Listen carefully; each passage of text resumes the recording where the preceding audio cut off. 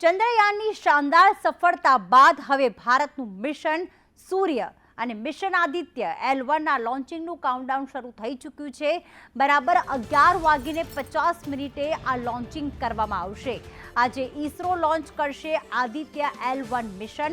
L1 mission એટલા માટે કારણ કે સૂર્ય અને પૃથ્વી વચ્ચે જે L1 આખો પોઈન્ટ છે કે જ્યાં ગ્રહણની કોઈ અસર થતી નથી, એટલે કે સૂર્યનો અભ્યાસ ત્યાં સરળતાથી થઈ શકે છે, જેટલા માટે તેને L1 મિશન નામ આપવામાં આવ્યું છે। સવારે 11:50 એટલે કે લગભગ જોવા જઈએ તો 20 મિનિટ જેટલો સમય બાકી રહ્યો છે અને 20 મિનિટ બાદ શ્રી હરિકોટાથી તેનું લોન્ચિંગ કરવામાં આવશે। સ્વદેશી રોકેટ જે PSLV છે XLC-57 દ્વારા આ સૂર્યયાનને લોન્ચ કરવામાં આવશે, જેને બનાવવાનો ખર્ચ 378 કરોડ થયો છે। મિશનની ચકાસણી અને લોન્ચ રિહર્સલ પૂર્ણ કરી લેવાયું છે। સ્વદેશી PSLV XLC-57 દ્વારા આખું જે મિશન છે તેને લોન્ચ કરવામાં આવશે। તો સાથે આ રોકેટ આદિત્ય L1ને પૃથ્વીની લોઅર ઓર્બિટમાં પહોંચાડવામાં આવશે।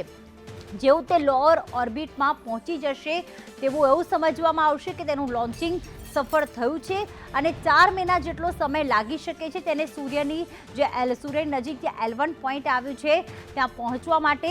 એટલે કે જોવા જઈએ તો જો આજે લોન્ચ થાય છે તો 31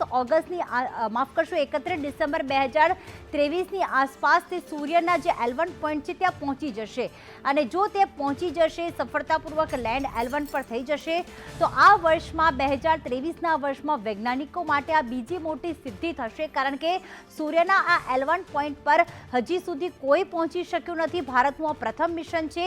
ત્યારબાદ આદિત્ય L1 4-5 મેન્યુઅર પણ કરશે। સૂર્ય અને પૃથ્વી વચ્ચે સ્થિત L1 પોઈન્ટ પર પહોંચશે આદિત્ય L1।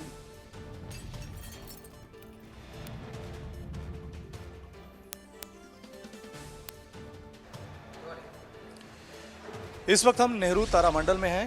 एक बार फिर नेहरू तारामंडल की तरफ से जो सूर्य मिशन है भारत का, उसके लॉन्चिंग को दिखाने की तैयारियां पूरी की जा चुकी हैं। हमारे साथ बातचीत करने के लिए बालाचंद्रन हैं, जो कि सीनियर टेक्नीशियन हैं नेहरू तारामंडल के। सर, सबसे पहले तो आम दर्शकों को ये बताइए कि किस तरह से ये लॉन्चिंग होगी, इसके क्या फ़ायदे हैं और पूरी प्रक्रिया क्या होगी। देखिए, आदित्य L1, जिसको आदित्य का नाम से आप समझ सकते हैं, ये सूर्य के नाम है। तो आदित्य जो हमारा भारत का यानी कि ISRO का पहला मिशन है जो सूर्य की तरफ हम जा रहा है, और ये जैसे आज लॉन्च होगा और 140 दिन में धीरे धीरे करके इसको जो ऑर्बिटल जो लाइन है उसको आगे ले जाके सूर्य के L1 को जो बिंदु है वहाँ पर प्लेस करेंगे और वहाँ से सूर्य को ऑब्जर्व करते रहेंगे जो हमारा स्पेसक्राफ्ट है। तो L1 पॉइंट पे ही क्यों उसको प्लेस किया जाएगा, उसका थोड़ा कारण आम दर्शकों को बताइए। देखिए, L1 एक ऐसा बिंदु है, ऐसा पॉइंट है जहाँ पर ना सूर्य का बहुत ज़्यादा ग्रेविटेशनल फोर्स नहीं होगा, ना अर्थ का होगा, दोनों का बराबर बिल्कुल जीरो के बराबर होगा वहाँ पर ग्रेविटेशनल फोर्स। अगर सूर्य के बहुत नज़दीक जाता है वो सूर्य अपने आप को खींच लेगा, और पृथ्वी का बहुत ज़्यादा नज़दीक तो पृथ्वी अपना ग्रेविटेशन पृथ्वी खींच सकता है। इसलिए एक L1 ऐसा पॉइंट है वहाँ दोनों के ग्रेविटेशनल फोर्स जीरो होंगे। अच्छा, इस मिशन का नाम आदित्य L1 रखा गया है, तो L1 का क्या मीनिंग है वो भी आम दर्शकों को बताइए। देखिए, आदित्य का मतलब जैसे मैंने बताया कि सूर्य है, आदि इसलिए L1 रखा है कि संस्कृत में आदित्य का मतलब होता है सूर्य, और L1 का मतलब जैसे मैंने बताया L जो है वो जो बिंदु लंगेरियन जो बिंदु जो रखा उन्होंने लैंग्रेज जो बिंदु है उसको L1 का नाम पर रखा हुआ। जो हमारा सबसे पहला जो हमारा प्रोजेक्ट है, हमारा मिशन है 1, उसकी इसलिए L1 रखा है, आदित्य L1। लैंग्रेज के बारे में कि लैंग्रेज एक साइंटिस्ट थे। हाँ, वो एक साइंटिस्ट जो सबसे पहले इन्होंने ये जो ये बिंदु को ढूंढा है अपने मैथमेटिक्स कैलकुलेशंस की वजह से, उसने ये बिंदु को उसी ने ढूंढा है तो उसको नाम रखा है। दूसरा ये बताइए कि जब उस पॉइंट पे जाएगा तो क्या बहुत कम एनर्जी में उसको वहाँ पे काम करेगा।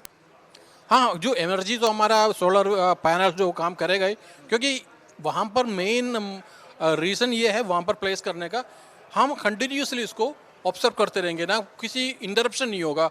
अगर ग्रहण होता है, कोई ऑकल्टेशन होता है, कोई ट्रांसिट होता है, इन कोई भी चीज़ को इस मिशन को ऑब्स्ट्रक्शन नहीं होगा, कंटिन्यूसली इसको देख पाएंगे। अच्छा, कितने उपकरण लगाए गए हैं अध्ययन के लिए इसमें? इसमें 7 पेलोड्स लगाए हुए हैं उसमें हर एक जो सोलर विंड्स है, जो क्रोमोस्फीयर को अध्ययन करेंगे, फोटोस्फीयर को अध्ययन करेंगे, हीलियोग्राफ को अध्ययन करेंगे, उसके अलावा जो कोरोना है, कोरोना की भी अध्ययन करेंगे इस, और सोलर विंड हमें पृथ्वी के ऊपर कैसे प्रभावित करता है, इन सारी चीज़ में स्टडी होगा। अच्छा, ये पॉइंट बताइए कि कितने लाख किलोमीटर दूरी पे स्थित है ये 15 लाख 1.5 मिलियन किलोमीटर दूर पे है ये जी। और कितने दिन में पहुंचेगा? तो 140 दिन का इनका प्रोजेक्ट है। अब जैसे आज लॉन्चिंग होगा, उसके बाद 140 दिन में वहाँ पर प्लेस करेंगे इसको। अच्छा, चंद्रयान 3 की लॉन्चिंग या चंद्रयान 1, चंद्रयान 2 की लॉन्चिंग जब हम लोगों ने देखी तो पहले ये देखा गया कि पहले पृथ्वी का उसने चक्कर लगाया, फिर जा करके वो मून का चक्कर लगा करके सॉफ्ट लैंडिंग की गई। तो ये किस तरह से वहाँ पे जाएगा लैंग्रेट 1 पॉइंट पे? तो जैसे चंद्रमा के ऊपर हमने चंद्रयान 3 हमने भेजा था, उसी तरीके से सबसे पहले यहाँ पर उनको जो ऑर्बिटल एरिया है वहाँ पर उसको प्लेस करेगा। उसके बाद जो पृथ्वी के ऊपर चक्कर लगाएगा, धीरे धीरे जो 4-5 चक्कर लगाने के बाद फिर धीरे धीरे उसको बूस्ट करके सीधा जो है L1 का जो पोजीशन है वहाँ पर प्लेस किया जाएगा। अंतिम सवाल, भारत के लिए ये कितनी बड़ी उपलब्धि होगी, क्योंकि ये भारत की तरफ से सूरज का पहला मिशन है? देखिए, आने वाले पीढ़ियों के लिए बहुत ही फ़ायदेमंद है, क्योंकि जो नया जनरेशन आएगा उसके ऊपर स्टडी करेंगे बच्चे। जो हमारा, जैसे आपने पहले बताया कि हमारा भारत का जो पहला मिशन है सूरज की तरफ, तो ये आने वाले पीढ़ी है, उनको जो इसका रिजल्ट जो है उनको आगे जो पढ़ाई में काम आएगा। तो शुक्रिया आपको। तो आपने सुना बाला चंद्रन को, नेहरू तारामंडल के जो सीनियर टेक्नीशियन हैं, इनकी तरफ से बताया जा रहा है कि जिस तरह से चंद्रयान 3 की लॉन्चिंग हुई थी उसी तरह से इसको भी लॉन्च किया जाएगा, और ये भी कई चक्कर लगाने के बाद लैंग्रेट 1 पॉइंट जो कि 15 लाख किलोमीटर पृथ्वी से दूर है, और ये ऐसा पॉइंट है जहाँ पर सूर्य और पृथ्वी की जो ग्रेविटी है एक दूसरे के खिलाफ काम करती है, और इस पॉइंट पे रह के सूर्य का अध्ययन बहुत आसानी से किया जा सकता है और कम एनर्जी के साथ किया जा सकता है। 7 उपकरण लगाए गए हैं और एक तरह से ये भारत का पहला मिशन है, इसीलिए इसको आदित्य L1 नाम दिया गया है, और इसके अध्ययन से भारत की जो पीढ़ियां हैं वैज्ञानिक सोच से रूबरू होंगी। दिल्ली से कैमरामैन राजू चौहान के साथ मैं अजय यादव, संदेश न्यूज।